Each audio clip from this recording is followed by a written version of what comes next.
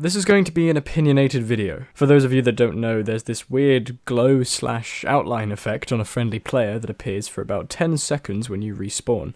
It highlights every teammate on the map, telling you where they are and what they're doing, but only briefly. This means you can see players through walls literally as far as you want for a small moment, which is why I'm dubbing this mechanic Spawning Wallhacks. That, and there's not a lot of reputable information about this mechanic online, or even really any information at all, other than that it's called TF_glow in the code, I think? Anyway, it's also the stuff that appears around the payload and the intelligence, if you're struggling to remember, except that it appears around these things at all times. I'm only going to be going off pure inference here, since there's very little mention of why this mechanic exists, or even what it really does as far as I can scrub the internet for. But that's fair enough, right? It's pretty intuitive. You see your teammates when you respawn, and that's supposed to help you get a good grasp of the game state and a vague idea of where everyone's positioned. But in order to not get intrusive, the effect disappears a few seconds after respawning. So, with all the chaos that occurs in an average game of TF2, this seems like a logical addition, right? Well, the mechanic is innocent enough by itself, but when you add a class like Spy into the game, things get a little complicated. You see, Spy has the unique ability to disguise as a member of the enemy team. This means you are seen by the enemy team as a member of their own. It allows you to infiltrate more cleanly, and its most common use is to avoid being targeted by enemy sentry guns. But when you take into account that Spawning Wallhacks lets you see friendly players, and an enemy spy is in your backlines near your spawn, disguising as one of your own, you start to notice a consistent issue. You may be walking out of spawn when suddenly you see a player pop into existence just around the corner. And sure, that could be someone respawning, but there's no respawn point up there. That must be a spy that's just disguised at the wrong moment for the game to change your view of him from an enemy to a friendly player, and thus apply the spawning outline to him in a swift snap. You walk around the corner, able to see what you now know to be a spy, and eliminate him with ease when he thought he had the element of surprise. Or another situation, you're respawning again, and there's a friendly pyro, suspiciously placed right near your spawn door. You can tell because of the same spawning outline, and you don't need to be a veteran TF2 player to know that's a spy waiting to get the stab. And I don't like encouraging spawn camping, which spies are often accused of, but when he's in your backline where he's supposed to be, or he's been pushed up to the last point, there isn't a lot of choice. Even if he's not directly outside your door like some Five Nights at Freddy's character, spies are often hiding in places that other players wouldn't be, or moving around in a suspicious way because they know no one's watching them and they can afford to get away with it.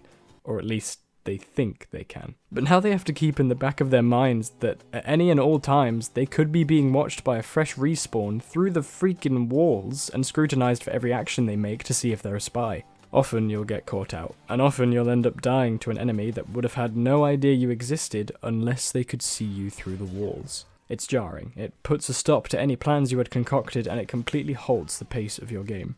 Dying to random chance is annoying, but dying to essentially free cheats is frustrating. And yes, there are countermeasures spies can take to this, like not disguising near spawns, or just using the top of the screen to see when enemies are respawning and staying undercloak while they do. And while I do employ these measures in my gameplay, as you should if you don't want to fall victim to it, I don't think it's fair on new spy players. As I say, this mechanic isn't mentioned anywhere in-game, neither is the fact that it applies to disguised spies, so the only real way you can even know about this feature is to die a bunch of times for no reason, or conversely kill a bunch of spies for no reason, and figure it out yourself after numerous accusations of wall hacks. And sure, there's an argument there that it's just another mechanic that spy players have to learn and get used to, and help separate the good spies from the less experienced ones, and I'd agree with you if 1. This was made clear in any form from the spy's perspective, and 2. The damage of dying many pointless deaths wasn't already done by the time you figure it out.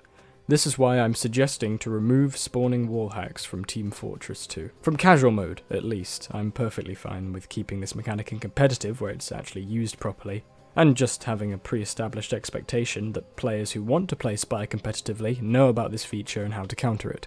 But in a casual setting, no one's going to be using this feature for its intended purpose. All people are going to use Spawning Wallhacks for is to see if they can exploit it and catch a spy out. After all, once you realise that's actually a handier use for spawning wallhacks, it's kind of hard to stop. I mean, what are you going to do, just let the spy kill you?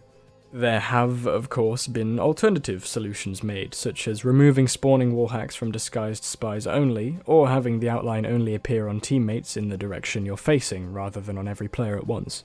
but I don't really think these would get the job done. Removing the outline from disguised spies would still make you go, wait a second, that guy's not got an outline, but all my other teammates do. And it might actually make the situation worse than just keeping it. And having the outline only appear on players you're facing would solve the problem a little bit, but coming out of spawn, there's not a lot of places for spy to be other than in front of you anyway, so you'd still get caught out in the situations I described earlier.